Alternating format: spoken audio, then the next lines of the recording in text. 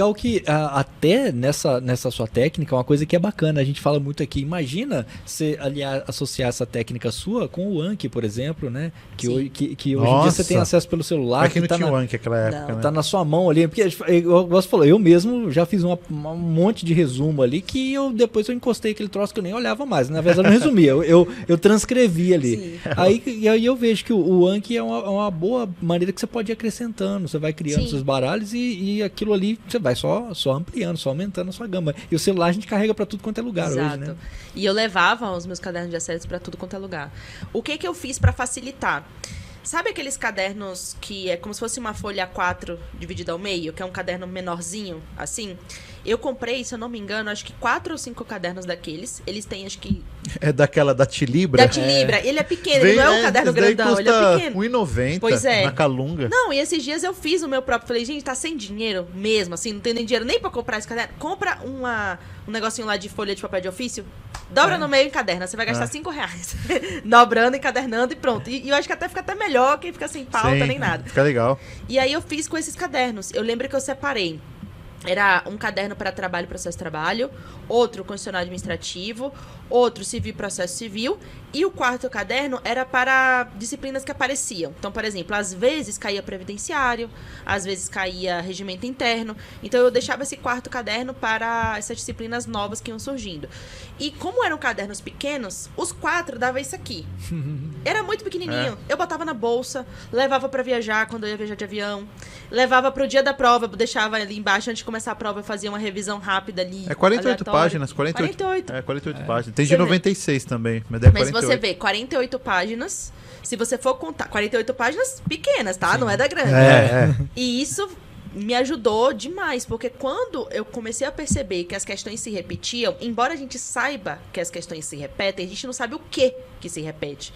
E quando chegou a um ponto de eu não ter mais nada para escrever no caderno, às vezes eu botava um detalhe, um exemplo novo que apareceu. Eu nem precisava mais escrever. Chegou um ponto que eu já não acrescentava informações novas, porque, embora fossem assuntos grandes, cobrava quase sempre a mesma coisa. E isso que eu falei da parte do inédito, eu deixei de lado isso, eu não fiquei me preocupando com esse detalhe de, e se nunca foi cobrado, como é que eu vou saber? O professor não vai saber, não vai estar no seu livro, não vai estar em lugar nenhum, vai todo mundo errar a questão. Então, verdade. Esquece isso e foca naquilo que está no seu controle, entendeu? É verdade. E foi assim. Interessante isso daí, mas, claro, eu acho, vou deduzir, tá? Que essa técnica ela é aplicável para quem já estudou o conteúdo, para pessoa que já está num nível interessante, né? Uma pessoa que começa do zero... Dá para aplicar também. Ela precisaria como? Ela precisaria... Porque ela vai pegar uma questão. Sim. Né? Em tese, ela precisa conhecer a matéria. Sim. Né? Porque, por exemplo, a pessoa vai colocar o limp ali. Não pode. Né? Senão vai ficar igual eu, transcrevendo também. Por isso que eu tô perguntando, como que faria para uma pessoa que está iniciando? Só para... Para quem está iniciando, você não pode inverter a ordem das coisas. Eu sou da teoria de que você sempre tem que começar estudando. Tá. Só que, obviamente, você pode escolher videoaula, você pode escolher PDF, você vai encontrar qual é a melhor forma para você ou que você tem acesso para ter o primeiro contato com aquela disciplina. Então, estudar não vai ser negociável, você precisa estudar. Porque tem muita gente que fala assim, vou fazer estudo reverso. E aí não vou ler esse PDF de 100 páginas porque eu já vou começar pelas questões. Não é começar pelas questões. O caderno de acertos ele é um material de questões e revisão. Só que para isso você precisa ter feito o primeiro estudo. Só que qual é a diferença?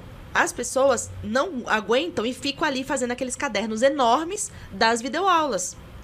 Tá.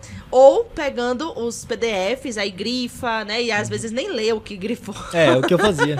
Você grifava, nossa, isso aqui é importante. Aí tá o caderno todo marcado. Eu lia 3 folhas de PDF e fazia um resumo de 5 folhas. Pois é, exatamente. Você vai fazer um resumo do PDF.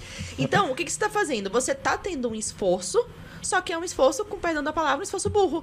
Porque você está resumindo um PDF que vai ter todas as informações, mas todas as informações você não precisa. Você precisa da informação que cai na sua prova. Então, eu não fazia o resumo na hora que eu estava assistindo a videoaula e eu não fazia o resumo se eu estivesse lendo o PDF. Veja, eu continuava tendo que estudar. Isso é inegociável. Eu estudava, mas não era ali que eu ia fazer o meu material de revisão. O meu material de revisão seria só na hora que eu estivesse fazendo as questões. Era a hora que eu começava a fazer o caderno. Então, hoje eu falo que é o EQR, né? Estudo, questão e revisão. É essa a ordem. Eu falo para meus alunos, vocês não vão trocar essa ordem. É o básico do básico, estudar, fazer questão e revisar. Só que ao invés de começar o seu material no primeiro momento, no estudo, eu começava a escrever o caderno de acertos na hora das questões. Na parte do quê? Então, tá fazendo a questão, eu já, no mesmo momento, já ia construindo o caderno ali. Então, assim, num primeiro momento, quando você vai fazer as suas primeiras 10 questões, lógico que você vai demorar, porque você vai começar a escrever, vai começar a fazer. E aí, quando chegava a hora de revisar, eu revisava o caderno de acertos, eu revisava esse caderno. Então, eu não pegava o material da videoaula, eu não pegava o material do PDF, ou então não pegava um resumo do professor, eu pegava um resumo que eu havia construído através das questões. Ganha muito tempo, né? É impressionante. Muito tempo.